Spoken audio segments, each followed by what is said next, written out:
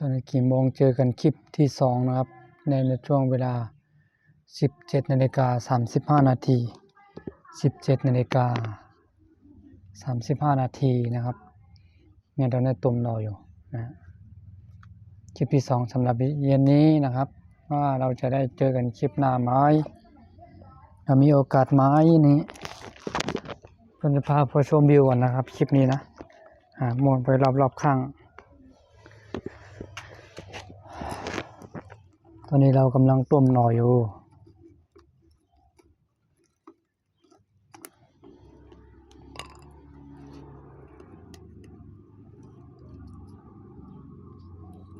กำลังต้มหน่อแป๊บหนึ่งต้มให้มันแห้งประมาณ2 น้ำก็น่าจะพอละเป็นน้ำเยอะอยู่นะต้มหน่อไปทางนี้วันนี้อากาศก็ดีนะครับเนาะอากาศมันเย็นดี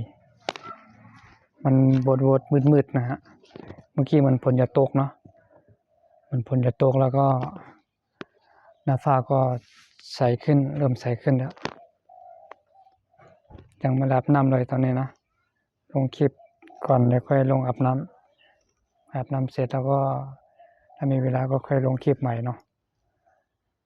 ที่ผมอยู่ก็จะมีประมาณนี้นะครับนะรีวิวข้างๆจะมีนี่โอ้อันนี้รั้วอะไรเป็นวันที่เขาทำสีงานไม้งานลงไม้ที่นี่ก็ลงไม้เหมือนกันนะฮะตรงนี้นะที่มีหลังคาตรงนี้เป็นโรงขัดไม้โรงเฟอร์นิเจอร์งานเฟอร์นิเจอร์นะฮะตรงนี้ก็เป็นที่ห้องนอนเป็นในห้องครัวห้องทำอาหารนะครับตรงนี้บอกดูเลยนะอันนั้นเป็นห้องนอนนี่อันนี้ที่ห้องนอนที่บอกดูเข้าห้องนอนแต่ผมอยู่ธรรมชาติแบบนี้นะครับเนาะทุกคนว่าผมไม่ได้อยู่หรูๆสะอาดสะอ้านผมไม่ได้อยู่อย่างอันนะแต่ก็พออยู่ได้นะเราเป็นคนหาเจ้ากินค่ำหาเงินทุกวันต้องทำงานทุกวันนะก็แค่นี้นะครับชมวิวรอบข้างเนาะ